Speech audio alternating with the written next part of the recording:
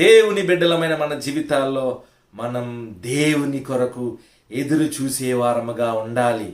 Bible చెప్తుంది కదా, యెహోవా కొరకు ఎదురు చూసే వారి జీవితాల్లో వారు నూతన బలము పొందుదురు, పక్షిరాజు వలె నూతన బలము పొందుదురు.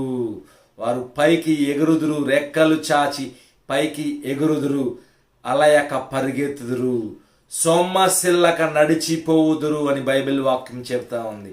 దాని అర్థం ఏంటంటే, మన జీవితాల్లో కొన్ని కార్యాల కోసం మనం దేవుని కోసం ఎదురు చూడాలి. నువ్వు మనుషుల వైపు చూడకూడదు, అధికారుల వైపు చూడకూడదు, లేకపోతే సంపన్నుల వైపు చూడకూడదు.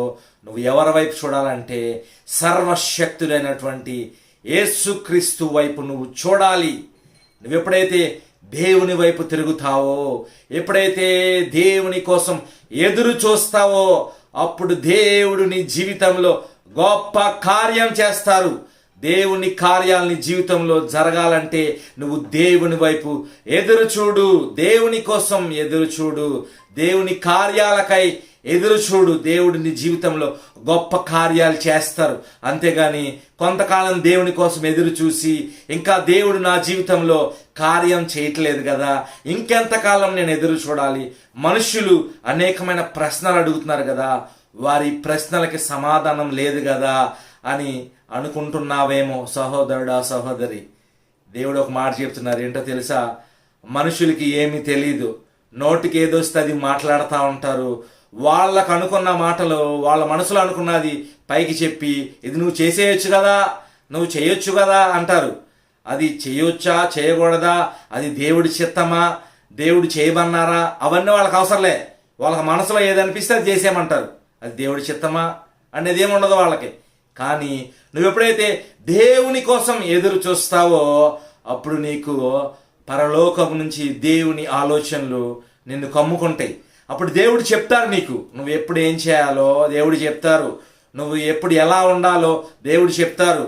దేవుడు నీ జీవితాన్ని ఏ విధంగా మలచాలో ఆ విధంగా మలుస్తారు. ఎప్పుడు నువ్వు సంపూర్ణంగా దేవుని కోసం ఎదురు చూసినప్పుడు.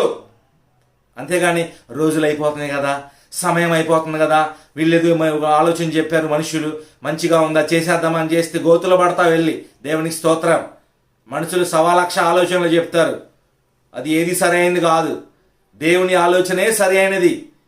దేవుని ఆలోచనలకి మనుషుల ఆలోచనలకి ఆకాశానికి భూమికి మధ్యలో ఉన్న దూరం అంత వ్యత్యాసం ఉంది. అది మనం గమనించాలి. దేవునికి స్తోత్రం. దేవుని నామానికి మహిమ కలుగును గాక. దేవుని ఆలోచనలు విను, దేవుని ఆలోచనలు విశ్వసించు, దేవుని ఆలోచన ప్రకారంగా నడువు, దేవుని మీద ఆధారపడు, దేవుని కోసం ఎదురు చూడు. తగిన సమయంలో, దేవుని సమయంలో దేవుడు నిన్ను హెచ్చిస్తారు. ఆయన సమయంలో దేవుడు నీకు మార్గాలు తెరుస్తారు. ఆయన సమయంలో దేవుడు నీకు అనేక మందిని పరిచయం చేస్తారు. నిన్ను ఉన్నతమైన స్థానంలోనికి దేవుడు తీసుకెళ్తారు. అది దేవుడి చిత్తం.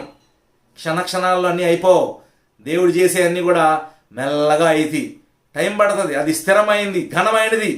ఎందుకంటే అది దేవుడిచ్చేది. కాబట్టి దానికోసం ఎదురు చూడు. దేవుని ద్వారా ఆశీర్వాదాలు పొందు, దేవుని ద్వారా దీవించబడు. దేవునికి స్తోత్రం. దేవుని నామానికి మహిమ కలుగును గాక. ఆమేన్.